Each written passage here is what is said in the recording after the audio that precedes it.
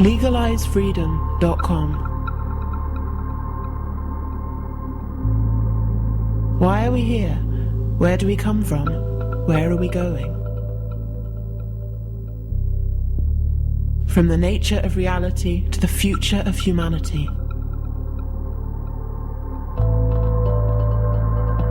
Beyond politics, poverty and war. LegalizeFreedom.com.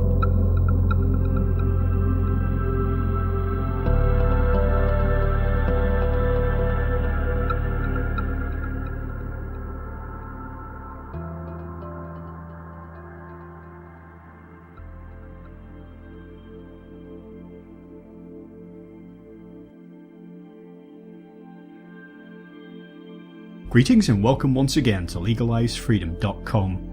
I'm your host Greg Moffat, and my guest today is Doug Lain, who joins us to discuss some of the ideas in Mark Fisher's book, Capitalist Realism, Is There No Alternative? It's easier to imagine the end of the world than the end of capitalism.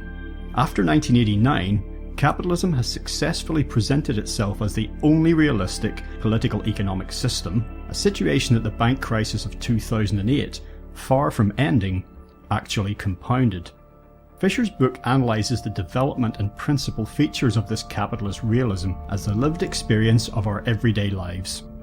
Using examples from politics, film, literature, work and education, it argues that capitalist realism colours all areas of contemporary experience, is anything but realistic, and asks how capitalism and its inconsistencies can be challenged. For Fisher, spiralling rates of poverty, inequality, depression and disenchantment are warning signs that the system as we know it is in deep trouble. Capitalist realism is a scathing critique of the post-ideological malaise which maintains that the economics and politics of free market neoliberalism are givens rather than constructions. Mark Fisher's writing put zero books on the map in 2009, and capitalist realism continues to define their mission. Fisher's vision remains as powerful and poignant as ever, adopting a new dimension in the wake of his untimely death in January 2017. Hello and welcome, Doug, and thank you so much for joining us once again on LegalizeFreedom.com. Well, thanks for having me on. Doug, you're here today. We're going to be discussing the contents of a new book published by Zero Books, Capitalist Realism, Is There No Alternative? And that's by the late Mark Fisher. And the reason I'm talking to you today is simply because, as I say, Mark is no longer with us. Perhaps to get us started, perhaps you could just tell listeners just a little bit about who you are, and then about your involvement with the publication of this book, and then just a little bit of an overview of what we're going to be discussing. Okay, well, the book is not new. It's actually... it was published almost a decade ago. It was published in 2009. And it was published by Zero Books. I am the publisher of Zero Books. I'm technically my title is publishing manager. I'm a freelancer for Zero Books. And when this book was published, when Fisher, when Fisher's book Capitalist Realism was originally published, I was not involved as the publishing manager at Zero Books. In fact, it would be fair to say that Mark Fisher was, if not the publishing manager, shared that position maybe, or had some influence on that position at that point. He and a man named Tarek Goddard founded Zero Books. And they published quite a lot of really interesting books in their time. They had their controversies, as well as any left-wing press does. So I want to make it clear that Mark Fisher not only published a really interesting book that continues to sell well for the imprint I'm with now, but he founded Zero Books along with Tarek Goddard, and a lot of what we do is still kind of in light of what he's done, or I think of Capitalist Realism as sort of a founding document for the whole press. Okay, well, in my recorded introduction, I've set out an overview of our discussion from my perspective, how I see it. Perhaps you just give us your, in a nutshell version of it, what the term means, what Marx meant by capitalist realism. Right. Well, I mean, I'd like to, before Marx died, I thought of Capitalist Realism as an important book for the imprint and one that I wanted to transcend. And it's still true that I want to transcend this book. And I think he wanted to transcend this book as well. I mean, obviously that's the whole point of getting beyond Capitalist Realism. Getting beyond Capitalist Realism is the point of writing a book like Capitalist Realism. So my perspective on it is this. It was a cultural critique, and it is a cultural critique of capitalism. And it is a profound one. It is an evocative one. It is one which rings true and is true often. However, my perspective on capitalist realism is that what makes capitalism stick around, the reason why it's such a problem, is not only cultural, but that it is an economic system which has to be understood and overcome on that level, on the level of economics, before you can get rid of the ideology of capitalist realism. But there are reasons why capitalist realism, or in other words, the idea that we can't get beyond capitalism, is so pervasive today, and they're grounded in history, and they're legitimate reasons. I mean, the failure of 20th century socialism, really existing socialism, the Soviet Union and China, is one reason why capitalist realism is so pervasive today. The fact that we've had major crises. I mean, this wasn't the case when he wrote the book, but it is the case now. We've had major economic crises that seem to point to fundamental flaws in the capitalist system, and which nonetheless do not move people on the left to organize in any reasonable way against capitalism itself. So we do appear now more than ever to be stuck in a moment of ideological capitalist realism or cultural capitalist realism, even in subcultures on the left. Just a bit of, I suppose, what we call housekeeping regarding political perspectives here. I've interviewed people here right across the political spectrum, from hardcore libertarian anarcho-capitalist types right through to universal income. Sure. And more conventional things closer to the center on, coming from both sides. It's a cliche in itself to say that I don't buy into, left or right, because I take each case on its merits. And one of the first things that happens if I read about some sort of ism or other and think, oh yes, I can sign up to that, I then immediately start finding details in the small print that I don't want to sign up to, and I meet people who are also the same type of ismerist that I vehemently disagree with. And sure. That's why I just can't bring myself to sign up to anything. Now that brings its own kind of pitfalls. Who are you? What are you? Find quite often we're having to define ourselves in terms that other people can understand. But yeah. All of that kind of given, whatever you can take from that. Everything that I've talked with you about, a lot of your material that I've read and listened to, you're coming from the left. Is it enough for listeners to sort of say, okay, this guy, Doug, he's coming from the left? Oh yeah, definitely. I'm not going to hide that. And I want to explain why I think it's important to be open to defining yourself as coming from the left or the right or the center, but especially if you feel like you are leaning towards the left, it's important to say so. I think the distinction is a true one. I don't think that it is the being on the left makes you moral or makes you more likely to be correct with the facts. People on the left are often wrong.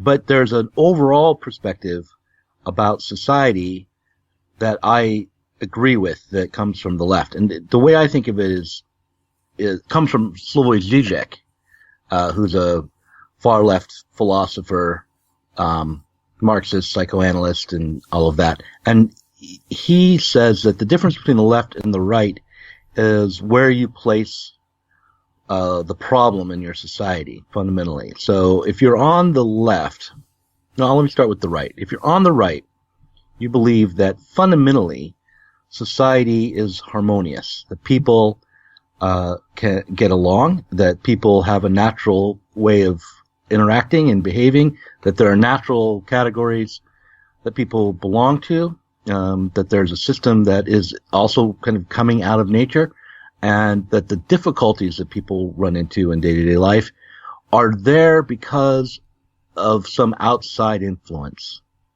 some failure to properly get engaged in an organic community.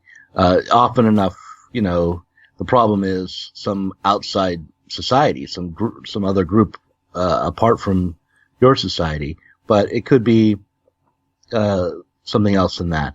But on the left, the perspective is that society is always going to be split or fractured or riven with problems, that no one system is ever going to be perfect, and that the goal should be to understand your own society and system, see what is going wrong with it, and go beyond it, transcend it, create something better. That isn't just like a problem under capitalism, although that's the system we're under now. But it's sort of a position towards reality itself. In other words, you're just never going to be sitting still if you're on the left. You're always going to be critical if you're on the left. And that's, I think, a fair position. As I get older, it's more difficult to maintain in daily life. And in fact, I think that's probably all for the better. That I think people are attracted to the left when they're young because they feel so out of place. They're so insecure. They're not sure about fitting into the world. And so to see problems in the society, kind of gives you an out, and it also gives you a way to define yourself. But if you can get beyond the teenage version of the left, I think it's possible to live a relatively stable life and remain critical of the society that gives you that stability. I think what drew me to, because I say I find myself very alienated by conventional politics all my life, or certainly all the years I've been paying attention to it. And what drew me to, I mentioned Anarcho-Capitalism. What drew me to that was, and again, there's different versions of that, different manifestos as to, what that is supposed to be. But it was this idea that was very seductive, actually, particularly when I first read about it, which was like the idea of a voluntary society whereby society is always going to be split, if you want to put it that way, or let's just say diverse. And that if you and I agree on a particular subject at a particular time, then we can cooperate on that, and that which we disagree on, then we choose not to. We're not going to hang around and annoy each other, irritate each other, or do violence to each other because of different perspectives. We'll just go our own way, and in some form of free-flowing, freely interacting, each case on its merits, as I mentioned a few moments ago, different people will work together with other people on different areas, and society will kind of self-organize. And that sounds a lot like your right-wing perspective that you gave, that there's a fundamental harmony there. If things can just be allowed to kind of settle, and I admit then that the anarcho-capitalist critique of the left, or indeed any kind of like interventionism, is other people saying, no, this is what we're going to do, and if you don't like it, it's tough. These are the rules. This is the way things are set up. I don't care if you don't agree. We're the majority. This idea of democracy being 51% of the people telling 49% what to do. And in my moving around in anarcho-capitalist circles, I've certainly met people who've more or less signed up to that type of doctrine, who would definitely be described as from the left by, other casual observers, and people who are very much far to the right, economically or perhaps socially to the right. I don't know what you've read about that, but anarcho-capitalism, that is to say, or just anything that could be compared to it. But I've read a bit, but I'm not an expert in anarcho-capitalism, but I know quite a lot about capitalism. Yeah. The idea, the basic idea is, perhaps I should just clarify, the basic idea is that capitalism, as people would just think of it, if you just look up the dictionary definition and then you look up, communism or socialism, whatever, it all starts to look very similar in the way that it's kind of, different flavors of bullshit, whatever it happens to be. It's the same type, it's the same fundamental type of structures, but just, people often make the comparison, don't they? You go to the extreme right and the extreme left, and whoa, they meet up around the other side. Right. Well, listen, that's the horseshoe theory. Here's the thing about what you've been saying. What I find really interesting is how much a Marxist like myself, or I call myself a wannabe Marxist because I don't think I've read enough Marx to graduate to the level of actually being a Marxist. So I'm only a wannabe Marxist. But how much supposedly the diametrically opposed opposite of an anarcho-capitalist really shares the same values as the anarcho-capitalist. In other words, a Marxist is the whole thing about Marxism is that at its root, before it got taken up by politicians, it was about trying to give workers their freedom, and one of the reasons to oppose capitalism was the way it took time and freedom away from a huge swath of people based on how much property they had, and made people propertyless and swept them up into a system that just didn't care about what their individual desires were, but put them to work for its own ends. And I say its own ends rather than their own ends because capitalism is a system where human relations are now being mediated by commodities or by, products. So what becomes most important is not what any particular person wants, but what the demands of the system of producing, let's say, iPhones and desks and, soda pop and cars and, the whole slew of modern commodities. That system makes its demands over all people. So the difference between an anarcho-capitalist and a Marxist is not on the level of how much freedom do we want, but where we place the blame for our unfreedom. And so it really is a technical disagreement. In other words, we have a different analysis of what capitalism is, and we understand capitalism and as a system differently, come to different conclusions about it. But the goal of freedom is the same on each side. Well, I mean, I've met people throughout my life, hung around with a lot of hippies and people who would absolutely call themselves left wing, and what they were about is very much about this freedom, just to be left alone to do their own thing, and if they want to work all day and make things and buy and sell things, they'll do it, and if they don't, just they're not asking for a handout, they just want to be left alone.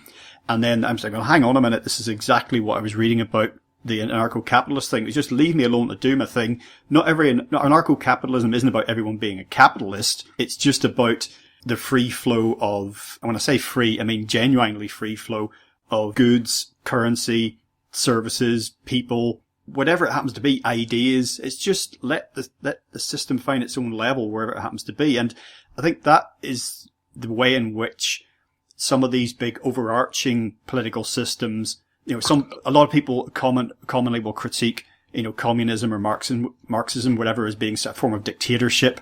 And then you read, Marx's book, you can see Mark Fisher's book. Yeah, exactly. Mark Fisher's book as a capitalist system, as a form of dictatorship. You just described, when you're trying to say what the Marxist idea was. So there is that common ground. It's this top-down control, exploitation for whatever color you want to paint it, which is what we're all objecting to, I think. Yeah. But, it's really funny thing when it comes to capitalism, because I think the other thing about like an anarcho-capitalist and a Marxist that they have in common is, and this is going to sound strange, is their admiration for capitalism. I think what the Marxist admires in capitalism and what the anarcho-capitalists might admire in it are different things, but not entirely different. So here's the thing about capitalism that I admire as a wannabe Marxist. It is a system of organizing people and their power as workers. Their creative abilities. Maybe not all of their creative abilities, but their physical creative abilities. It's a system that brings people together and creates projects which can be taken out on a massive scale, and which, once completed, provide material support to humanity on a scale that no other system could provide. In other words, capitalism, well, to be sort of grandiose about it, capitalism got us to the moon. The power of bringing people together to do collective work is breathtaking.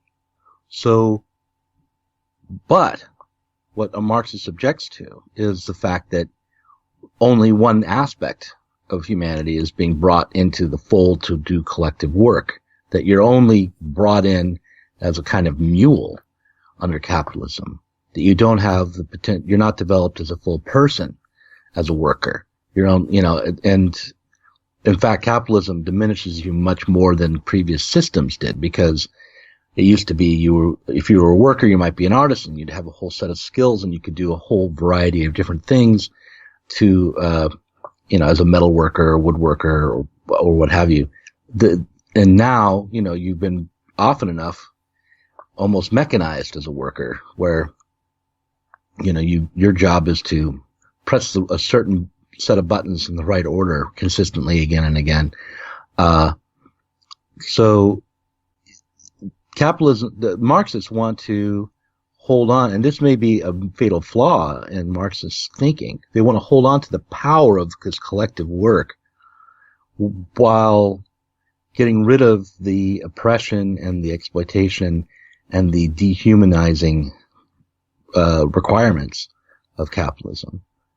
Some people would say, the left perspective would emphasize cooperation and the right perspective would emphasize competition, even though, as you point out, there has to be a lot of cooperation in capitalism to get things done. But I think to steer this around in the direction of Mark Fisher's book, any system can kind of go rogue, be taken too far. That there's an idea that sort of any concept that you can come up with, can be brilliant enough such that you can just let it run and there are no limits. There is no diminishing returns point that you can reach. And I think certainly the opening section of Mark's book, he talks about the ascendance of neoliberal ideology to the exclusion of all else, to the point now where for many people, they cannot even imagine an alternative to capitalism. You see the left in so many parts of the world. Look what's happening in Europe now, in the US, the left floundering and just seen as absolutely bankrupt, and the mainstream leftist parties like the Democrats or like the Labour Party, maybe slightly less now in the UK, but for a long time the UK Labour Party has just been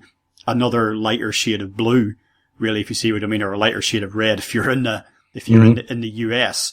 It's undeniable, and I spend a lot of time in these shows talking to people about problems in the good old 3 E's: economy, energy, environment. And a lot of these things are manifesting in Western industrial capitalist societies. And it's generally because it's getting to the point where this system, for all sorts of reasons we don't necessarily have to get into, is got to the point of diminishing returns. It's now starting to eat itself. And Mark is particularly good when he talks about the psychological and the social fallout from this. Right.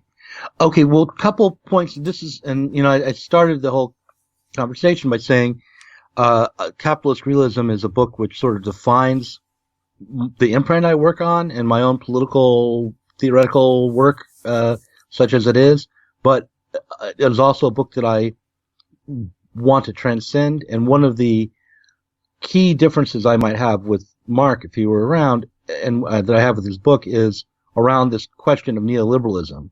He's right that it certainly was right in 2009, and for a long time before that, that neoliberalism as a political strategy dominated in such a way that it almost seemed like you couldn't be anything but a neoliberal. But in the last year or so, we've certainly seen that there is an alternative to neoliberalism, or at least there's one in the political imagination, and that alternative is ethnic nationalism, or what I'll call proto-fascism. So the moment we're in now is one in which most people that I know are stuck trying to figure out whether or not they want to embrace this neoliberalism, or a risk seeing the only alternative, on the horizon take its place, which is ethno-nationalism. And but I think it's important to point out that, in fact, neoliberalism is only a management strategy for capitalism. It is not capitalism itself. And that when we were living through, and I didn't live through, but when people were living in a Fordist period or a period of Keynesian spending and the New Deal, when the NHS was being formed, this was still a capitalist system, and the managers of capitalism, the political class, just had a different set of priorities and strategies around how to manage it. And, you can always develop new strategies for how to manage it. And in fact, new strategies are still being developed. And there is a left version of an alternative to neoliberalism right now.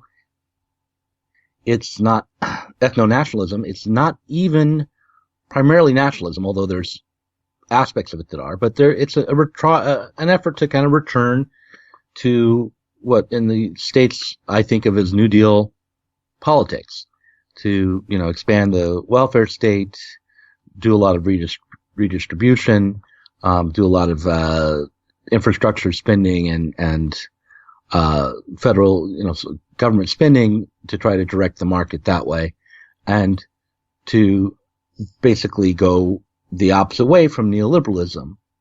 But the main problem of capitalism, which is in the title of Marx's book, would remain in all three cases. It would remain under neoliberalism, it would remain under ethno-nationalism, and it would remain under, a return of the New Deal. And so getting beyond capitalist realism, one first step in that direction is to also get beyond the thought that neoliberalism and capitalism are the same. That if you get past neoliberalism, you've gotten past capitalism, because that isn't the case.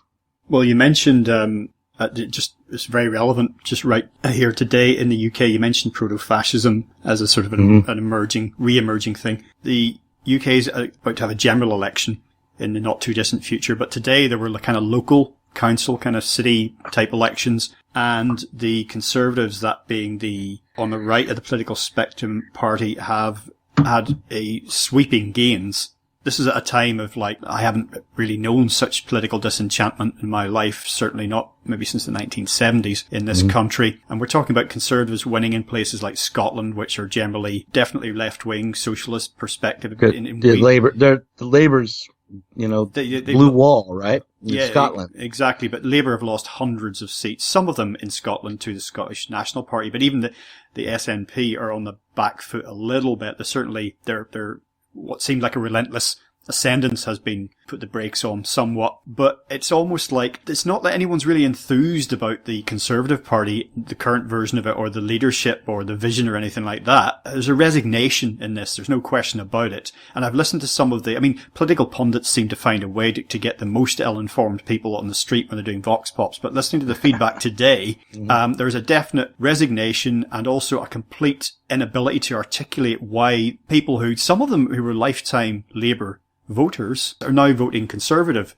Well, the Labour Party and the Democratic Party aren't exactly the same. But I'm just giving people, because I get half the people who listen to these things are in the USA and Canada, so just orientating for them, that's all. Right. Yeah, the Labour Party but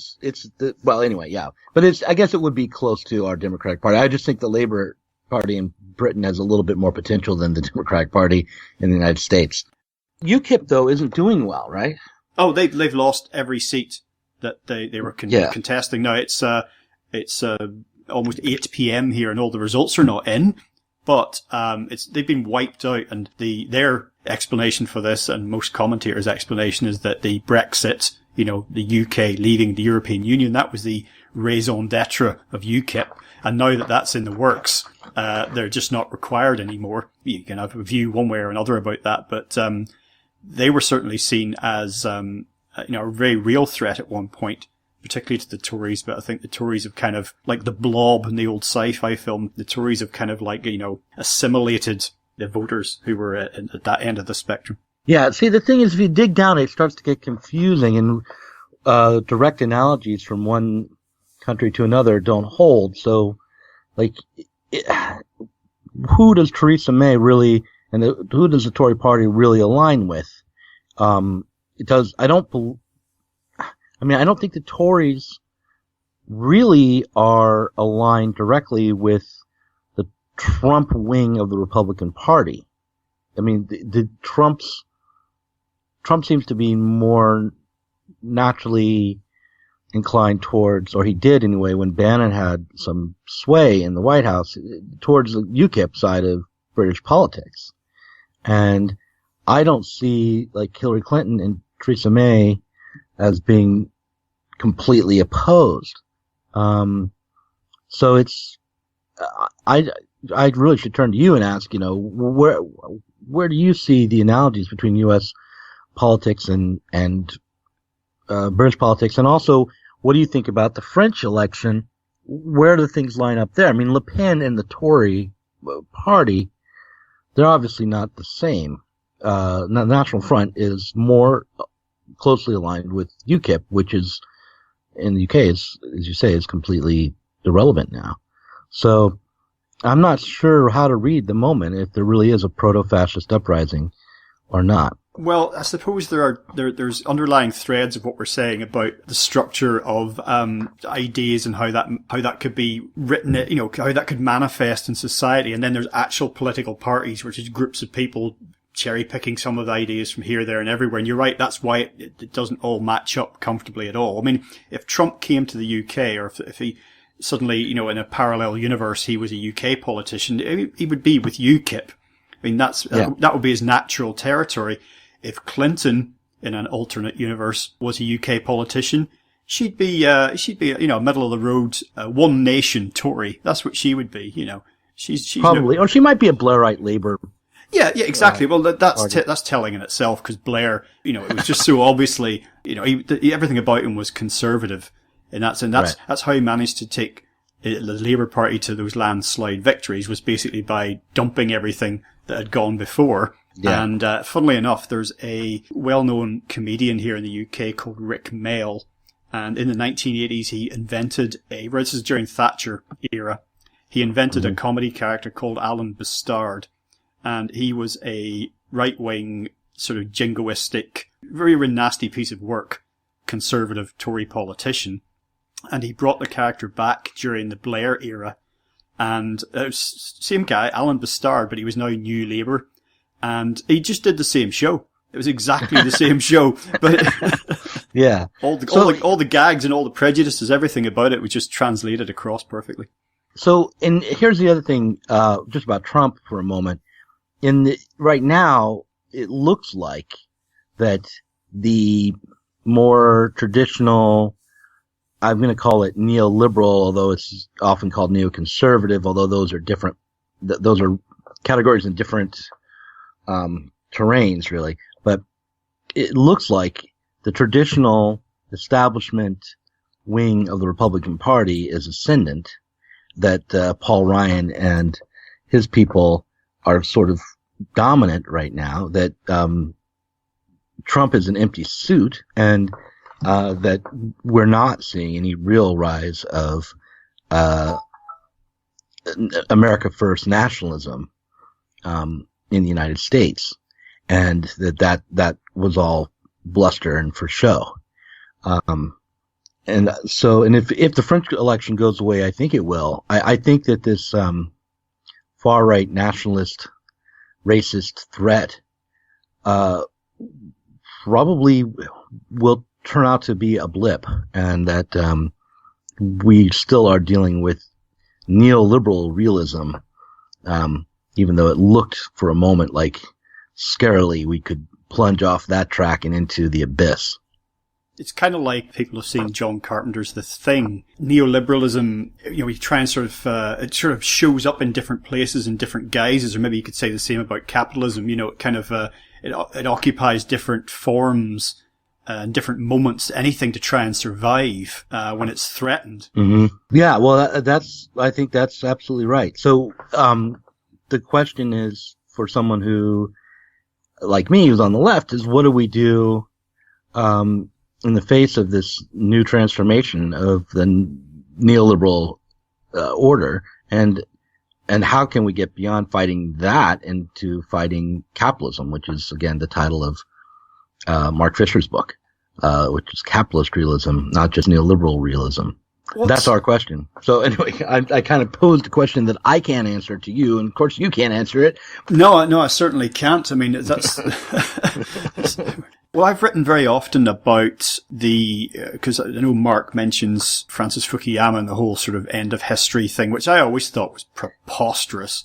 I mean, at the time, I just thought, what is this guy talking about? But it seemed, from that perspective of, his acolytes or whatever, it could seem like it was very logical. And, but then I remember as a cultural critic thinking that all the, retro mania that was around in the 1990s, I was thinking, well, it's a run up to the millennium, when we get past this, new ideas, people maybe feel a bit freer, not so much shackled to the past. And who knows what might happen. And actually the retromania just intensified after 2000. And there was this great feeling of not only the aforementioned diminishing returns within the overall capitalist system, and not even stagnation wasn't enough. And I'm talking now about economically and culturally and socially, but actually this going backwards. And when I think about Mark's perspective, again, another thing that he does in the book that he's very skilled at was referencing popular culture to kind of give us a very visceral, full spectrum, technicolor vision of what he's trying to get across in his, for his perspective on capitalism. And he talks about late capitalist dystopia versus traditional totalitarian vision of the future. And he references the British film Children of Men, and he talks, I loved his phrase where in this internment camps exist alongside coffee chains. It was like a Blade Runner type vision of the future where you've almost got totalitarianism, but you've got this seemingly endless choice, but really the endless choice in these type of dystopias is kind of, you could say that which we have now today. We can go on Amazon and buy any kind of crap, if we've got the money. Or if we don't, if we don't have the money, we can still get it. We can borrow it. And that is this kind of substitute for freedom, which is ultimately what we're talking about here, is us as individuals having choice about what it is we do with our lives, whatever system we choose to participate in. And, I think just Mark was very good on that. It's just very, very vividly brought to life. And it doesn't matter what perspective, for my money anyway, reading his book, it almost doesn't matter what end of the political spectrum you're coming from. He identifies a malaise at all levels, to a greater or lesser extent, that is palpable. And you can, again, we're not even talking about what is the solution to that, what are the fixes, what are the answers.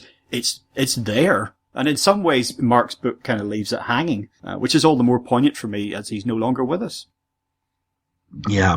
Well, it's a couple you said a lot of different things, and there, and so I'm going to pick and choose to what I respond to. The first thing that's really interesting, about, say, Children of Men and that vision of, camps next to coffee chains, is that real totalitarian governments and occupied countries often have that character. So, for instance, a while back, some photos were unearthed of people out for the day at the cafes in France and Paris during occupation. And these are just regular French folks who are out and about enjoying their day in the cafes. There's a really interesting photograph of 3 young women enjoying the sun in sunglasses at a cafe in Paris, and it looks like something that could that it sort of has a universal or a transhistorical hipness. These are the beautiful people. They're living the good life. You can just tell at a glance. They've got a kind of Hollywood allure to them, and they're living under occupation, by the Nazis. So this dilemma between consumer freedom and political unfreedom, freedom for some and horrible oppression and death for others, that defines not just totalitarian occupations, but really the world that we live in.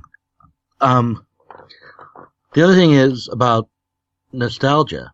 It's interesting to me to agree with Mark about how intense the nostalgia is and how deep it is.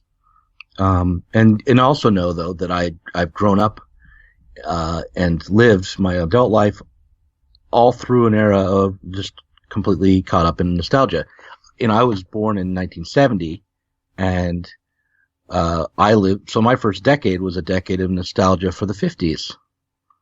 If I had been born 10 years earlier, I would have lived through a decade which was caught up in nostalgia for the 20s.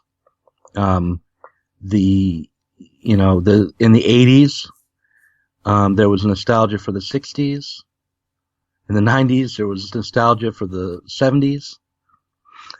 And then, in the last 20 years or 16 years, 17 years, there's been a nostalgia for the 80s and, I don't know, an opening up where now there is nothing but nostalgia. It's, you can be nostalgic for anything now. So, I think it characterizes the last, maybe 50 years or more of our culture. And I think it's just getting more intense all the time. Well, yeah, that's a thought I've often had. I think you could maybe extend that back actually into the dawn of, industrialization. And the idea is that maybe on some sort of psychosocial level that the world, albeit, the world that we have set in motion collectively is kind of moving too fast for us. And, technology is that's faster than our brains can develop.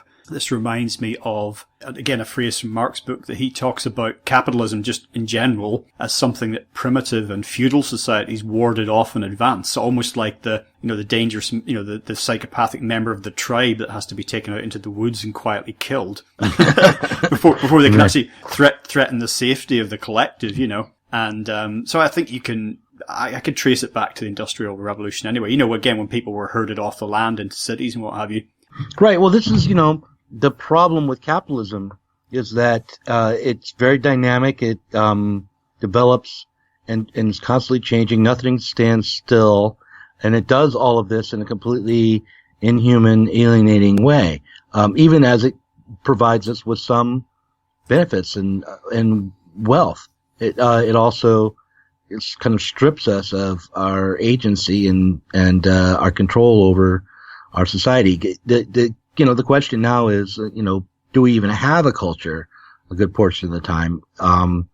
And I think that there's a desire to sort of hold on to human agency and look for times when we had it and where life made sense.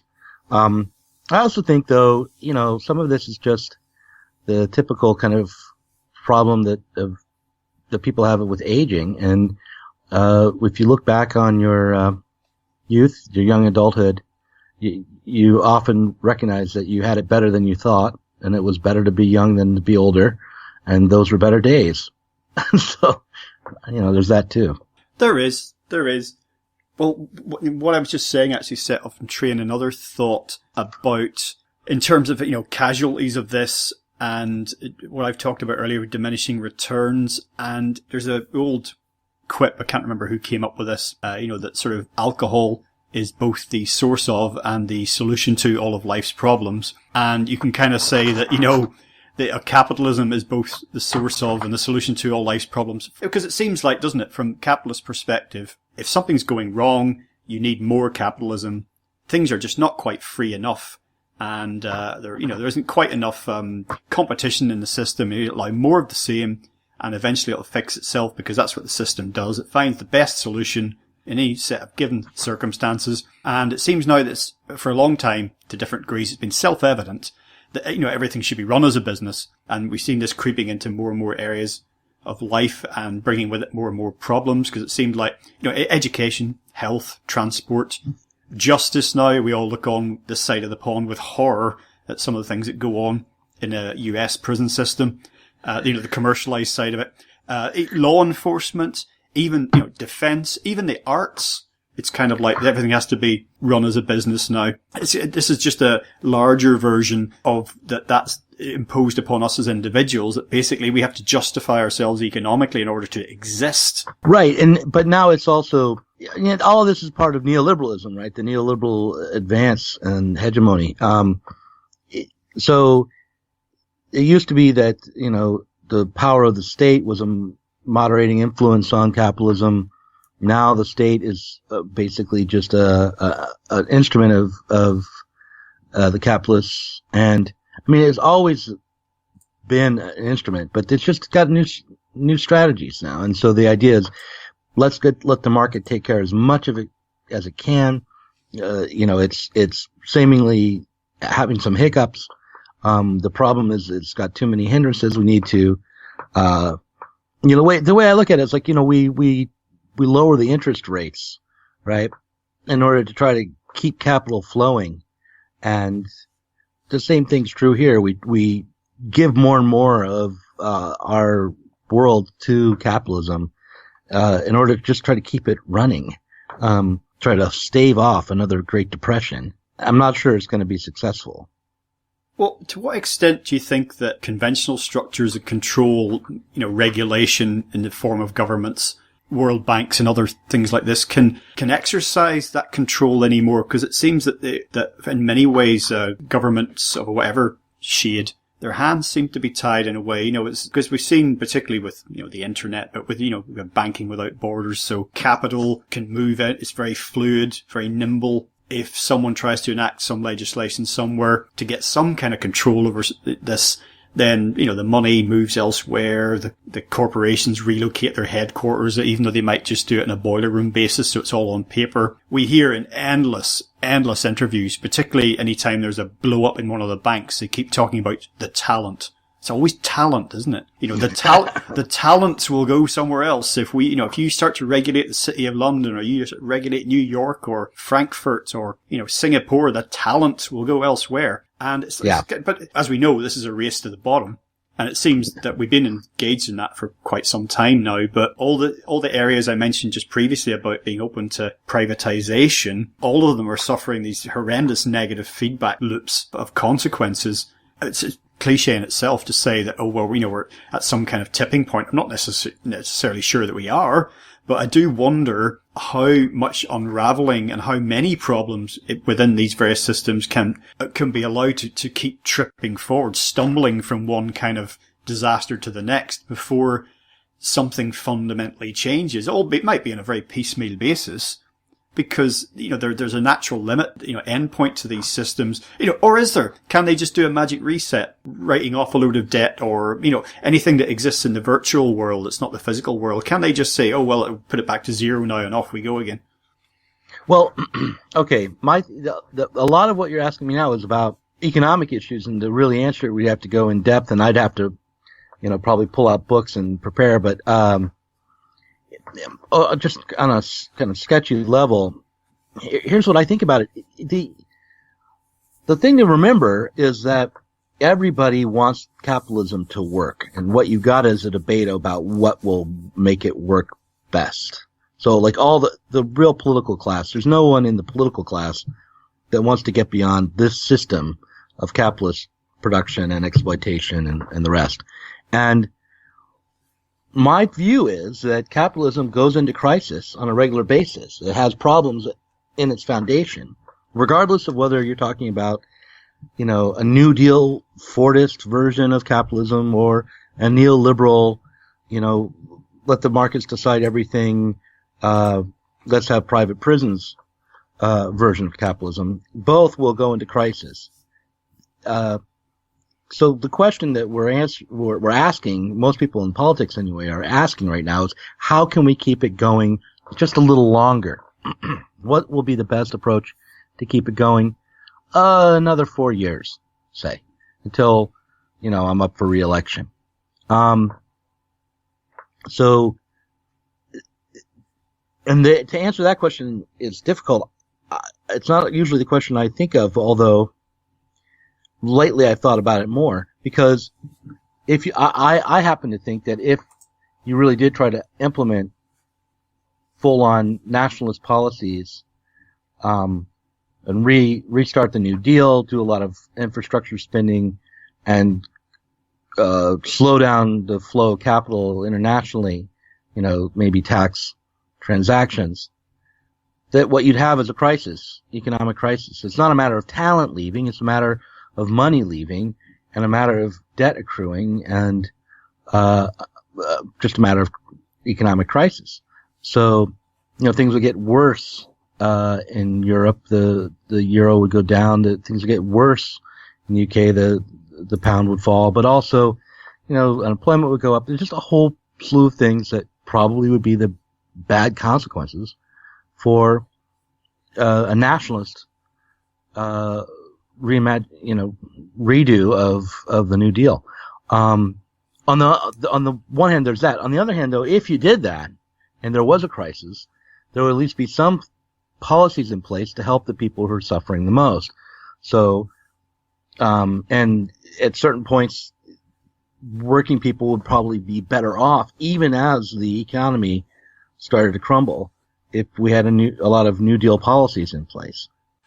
But it would be short-lived, and there would be a huge, pushback against that, those policies. So, and here's the other thing to think about, is that capitalism does have a magic bullet. It's called a depression. When there's a depression, capitalist value goes down. There's a reevaluation of the value of factories and businesses. Everything becomes dirt cheap, and it becomes easier to make a profit again. So if you allow for a depression to fully hit, you can have a reboot of capitalism, of the whole system. The downside to that is, along with it, there's a tremendous amount of human misery and often a lot of political strife. And the last time it happened, there was a world war. So we have such weapons now that we want to avoid that, because it could be that, the amount of bloodshed needed for capitalism to reinvigorate itself would be cataclysmic at this point. So it's not really an option to let capitalism fix itself, as it tends to want to do. I think we're pushed to a point where we have to get beyond the system.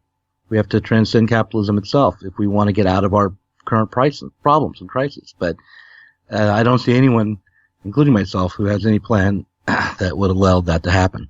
That which cannot be sustained will not be sustained. It's just what kind of mess we're going to be left to clear up and what shape we'll be in to do so. Right.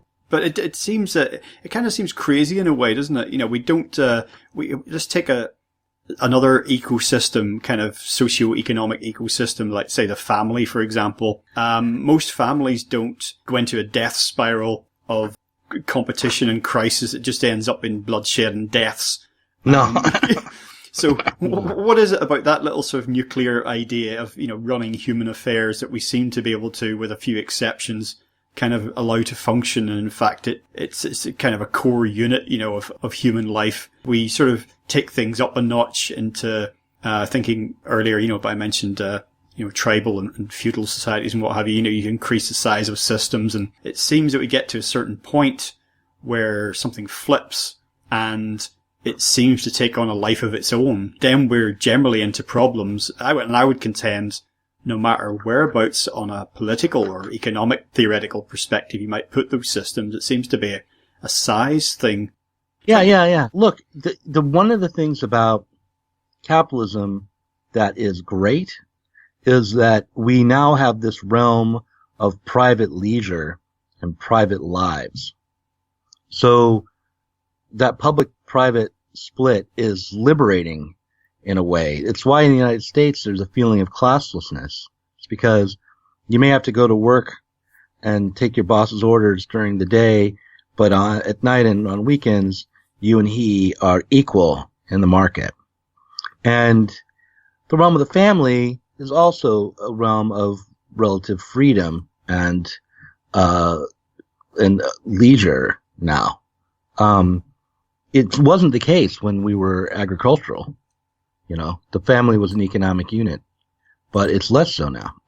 And so wanting to escape into the family or into these sort of tribal associations between friends who don't work together, for profit, that's just like wanting to have one side of capitalism without the other. And that's just not going to work. So now, if you want to retreat back into feudalism, then you're going to have to let go of a lot of what you have now, and probably you're going to see mass extinction. Feudal societies just couldn't produce enough to feed everybody. We have 6 billion people now, almost 7. The kind of economy that feudal societies could come up with wouldn't support that.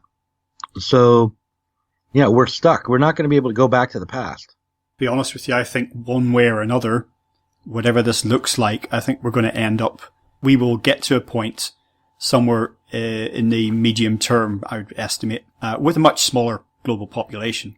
That doesn't mean people are thinking in apocalyptic terms. I think it will happen over a period of time. And a lot of it will be through the birth rate falling, actually. There might be increased death for various reasons, but without invoking the apocalypse, I think that's what we're going to see. And I think it'll just be by necessity. And it'll just put us, we'll have no choice, but it'll put us in better shape to at least try and take a step forward. Into what? I don't know. I hear you are now the mouthpiece of capitalism, because, a die-off would be a useful thing for capitalists, but not for capitalists, but for capitalism as a system. That would be part of the consequence of the Depression, would be a massive, amount of death. And whether or not it would be on the scale you're dreaming up here, I don't know, but it certainly, that is the capitalist solution, is to allow a lot of people to die, to risk even extinction, and hope that if there's enough damage but not too much done, that the whole system can reboot and it could be a little bit more utopian. I mean, a lot of times people look back to the 50s and 60s as a time in which life made sense. It's not only because people are racist that they do that. I mean, it's not just because that was before, in the United States, desegregation and the civil rights movement. But it's also because the economy was really good then, and there was a sense that if you just had a middle class job, in other words, a working class job, you could raise a family and lead a decent life. All of that was born, though, on the back of, or born out of, World War II. It was all born out of a massive depression, huge bloodletting, and basically human sacrifice. I mean, in a sense, capitalism is a religion, and it's a pagan one, which demands human sacrifice. Well, I did say actually a fall in the birth rate as opposed to mass die-offs. I know you did. I just sort of ignored that unfairly, I suppose. No, that's fine, because I'm not, again, I don't feel that I've got a dog in the fight from an ideological point of view. Obviously I've got irons in the fire just to start mixing up metaphors here, but, I just think it's what I see. It's the latest version of what I would put money on if I was a betting man. That might change. That's all I'm saying. Well, I think, I have, kids. I have 4 kids now, and they're all getting older. My youngest is 12. I can't believe it. And I think that part of human life is, having families, reproducing, passing on your genes and bringing children into the world. And I think the idea that we should hope that some people don't do that, and that will be our big political solution, is, I understand the appeal, and right, thinking people often don't have as many kids as I do these days, but I just don't think that's. I think that there's something fundamentally misanthropic about that approach. That, and not that we shouldn't control the birth rate, not that we should just. I mean, the truth about high birth rates is that they come hand in hand with high rates of infant mortality. So if you're talking about bringing down the birth rate by bringing up the level of industrialization and longevity, then I'm with you. But if you're looking for a decline in the birth rate, that doesn't come hand in hand with the improvement in people's human lives and everyday lives, then what you're talking about really is probably an increase in infant mortality, and along with a declining birth rate in the richer areas, and it will just be ugly. Yeah, and again, I'm not advocating anything. It's just I'm not trying to put you on the spot. I'm just like making my perspective. Yeah. No, I mean, I'm fine with attempts to put me on the spot, or whatever. I just, again, it's like what would you kneel to the mast right now? Which mast would you kneel it to? And it's like, okay, I just think that's how things seem to be headed. That's all. Yeah, right. I'd love to be proven wrong.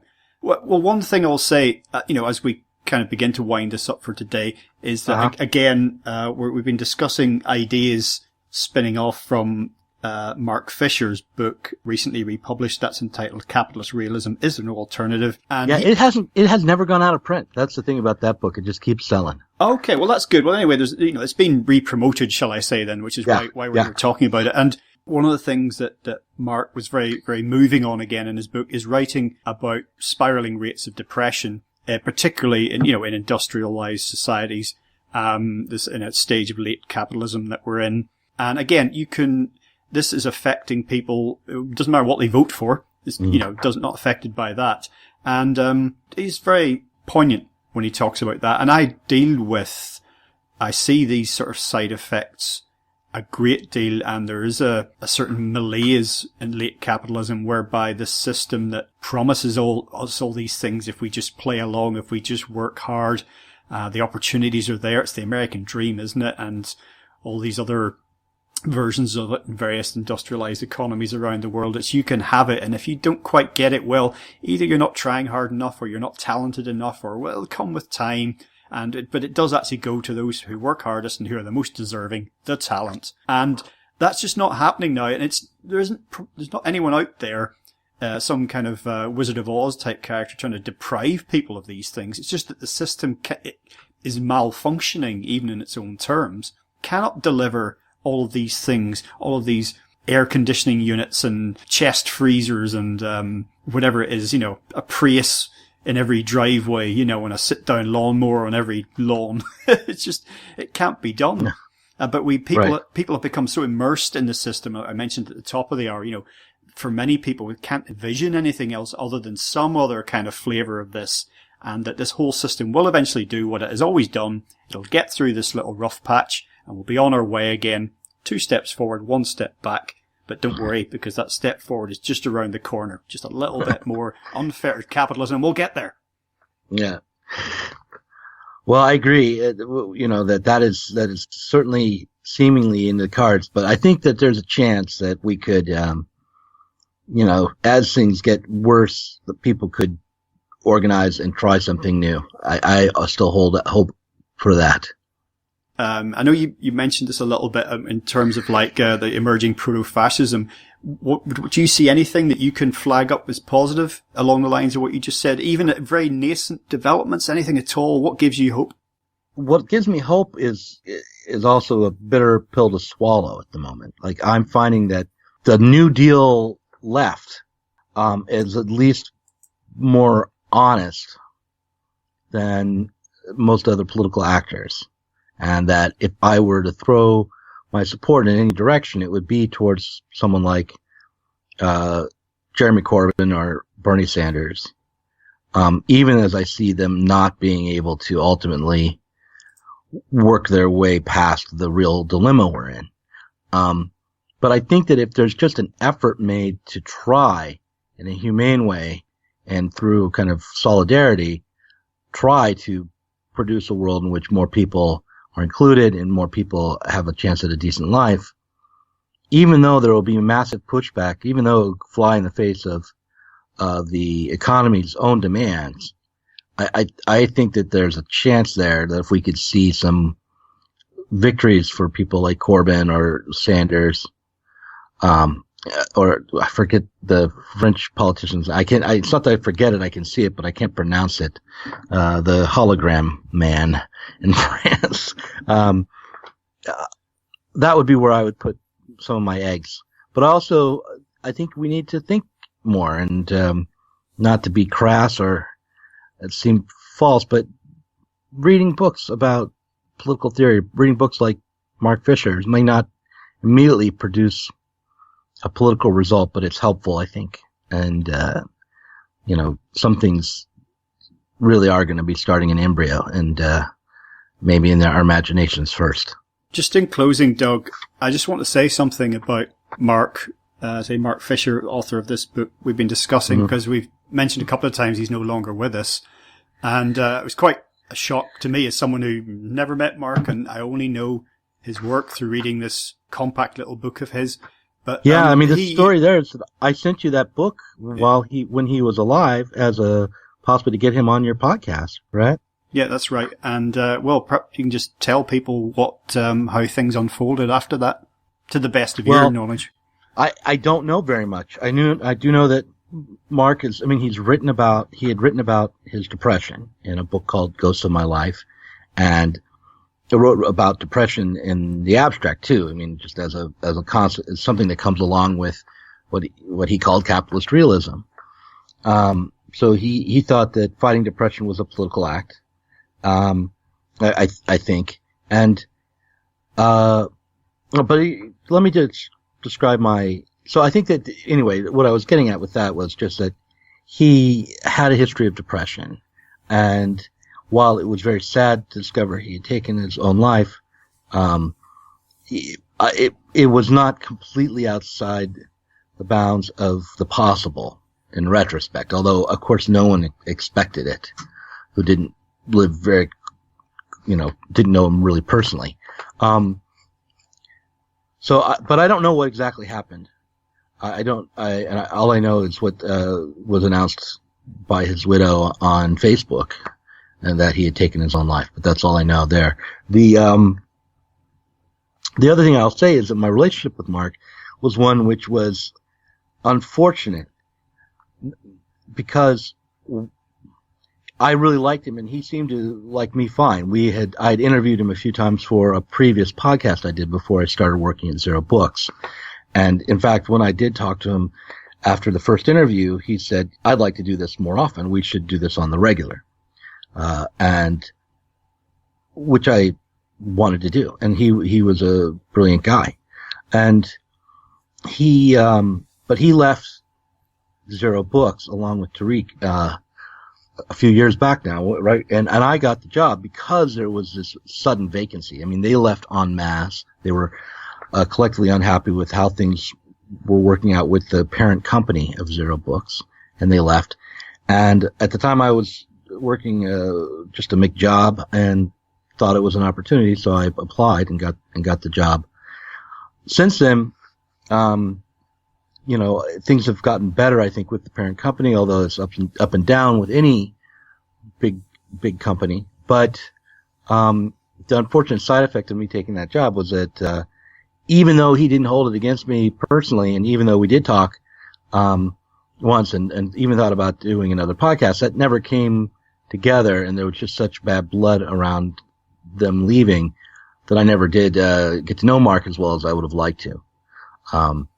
So, and having him gone now, it does make me kind of sadly grateful for what he had done, and respect what they did, Tariq and Mark did together, looking at his book, particularly Mark's book.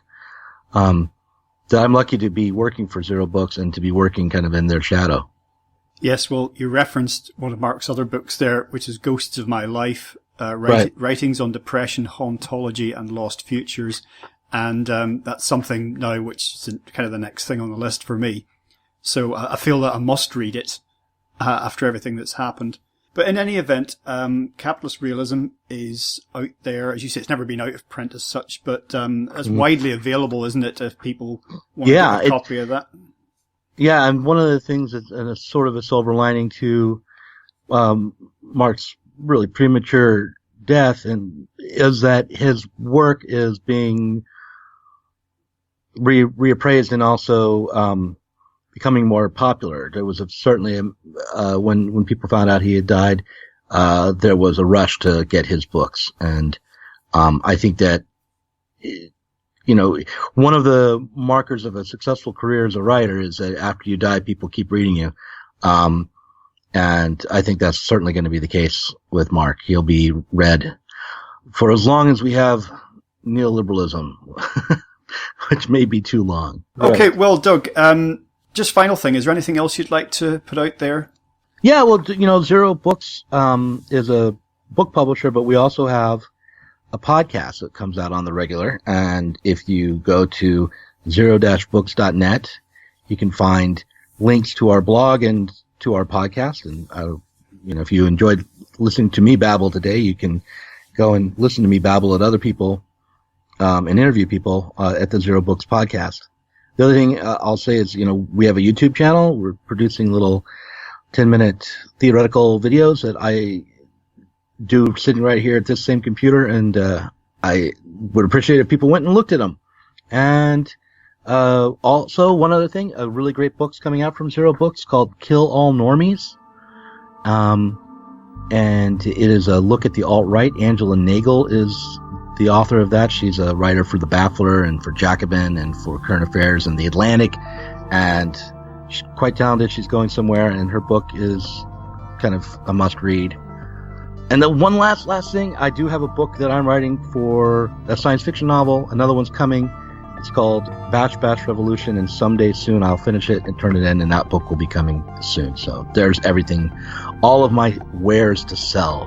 The Marxist hawking his product. It's ironic. Splendid. Okay, well, Doug, thanks so much for joining us once again on legalizefreedom.com.